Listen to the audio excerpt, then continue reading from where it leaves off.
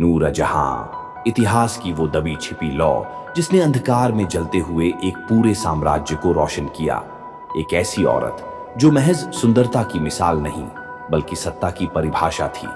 उसका जन्म समरकंद की मिट्टी में हुआ, जब उसके पिता मिर्जा गड़ियास बेग अपनी पत्नी और परिवार के साथ निर्धनता में डूबे हुए हिंदुस्तान की ओर निकल पड़े थे। उनकी एकमात्र पूंजी थी आशा। रास्ते में उनकी पत्नी ने एक बेटी को जन्म दिया, मेहरुन्निसा। कौन जानता था कि वह लड़की जो एक रेगिस्तानी सफर में जन्मी थी, आने वाले समय में भारत की सबसे ताकतवर महिला शासिका बनेगी। लाहौर पहुंचकर गड़ियास बेग को अकबर के दरबार में नौकरी मिली और यहीं से मेहरुन्निसा का दरबारी वातावरण से परिचय हुआ।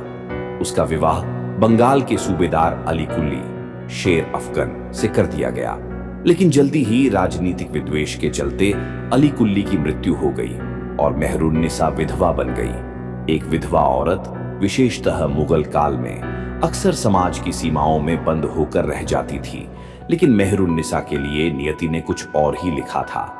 उसे अकबर के हरम में स्थान मिला, जहां वह वर्षों तक अदृश्य रही, पर उसकी तेज बुद्धि, कला प्रेम और राजनीतिक समझ उसे भीड़ में सबसे अलग बनाती रही।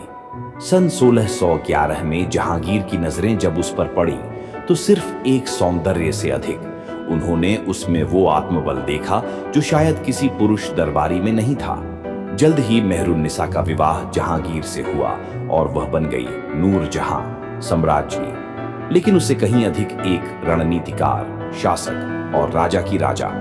जहांगीर, जो शराब और अफीम में डूबा हुआ बादशाह था, धीरे धीरे शासन की बागडोर नूरजहां के हाथों में सौंपता चला गया। नूरजहां ने शासन को अपने तरीके से चलाना शुरू किया। उसने दरबारियों की नियुक्ति से लेकर युद्ध नीति, गवर्नर की बदली, वित्तीय निर्णय और विदेशी दूतावासों से संबंध सब कुछ अपने नियंत्रण में लिया। वह पहली महिला थी जिसके नाम के सिक्के जारी किए गए और शाही फरमानों पर उसका नाम लिखा गया। नूरजहां पर्दे के पीछे नहीं बल्कि सम्राट के बराबर बैठकर दरबार चलाती थी। इतिहास गवाह है कि उसने न केवल राजनीति को अपने अनुकूल मोड़ा बल्कि युद्ध भूमि में भी उसने नेतृत्व किया।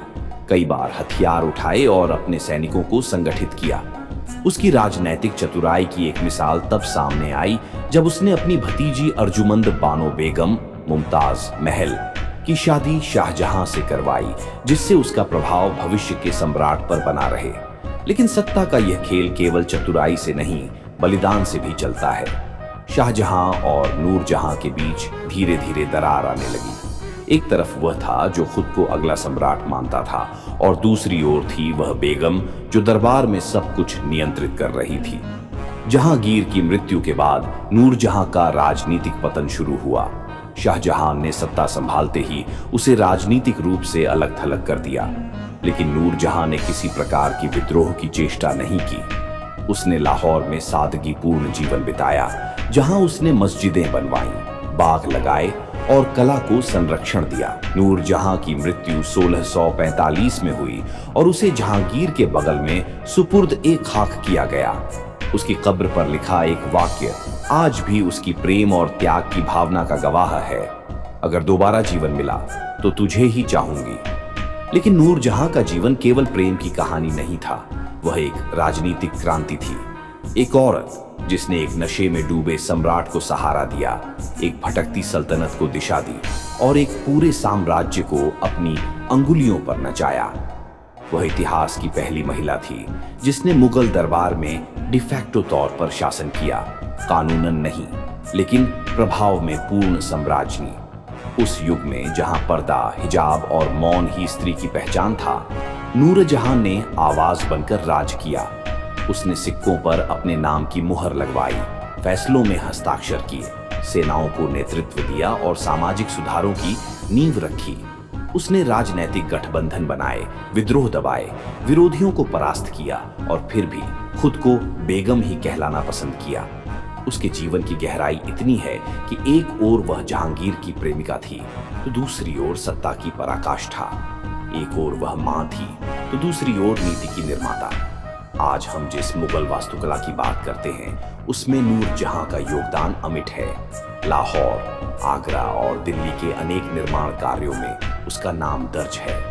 वह पहली महिला थी जिसने अपने नाम से फौज चलाई, अपने हाथों से युद्ध के मैदान में तलवारें उठाईं और अपने निर्णयों से इतिहास की दिशा मोड़ दी। लेकिन क्या कारण था कि हमारे इतिहासकारों ने उसे केवल एक प्रेमिका, सुंदर स्त्री या राजा की बेगम तक सीमित कर दिया? उसका सबसे बड़ा अपराध यही था कि वह औरत थी और उसने वह सब किया जो उस युग में केवल पुरुष कर सकते थे। सत्ता, शक्ति और सृजन तीनों की एक मिसाल थी नूरजहां। उसने साबित किया कि स्त्री केवल मोहब्बत या सौंदर्य की मूर्त नहीं, बल्कि राजनीति की चतुर बाजीगर भी हो सकती है। इतिहास ने शायद उसे उतनी जगह नहीं दी, लेकिन उसके फैसलों, निर्माणों, संस्कृति और साहस ने उसे कालजयी बना दिया।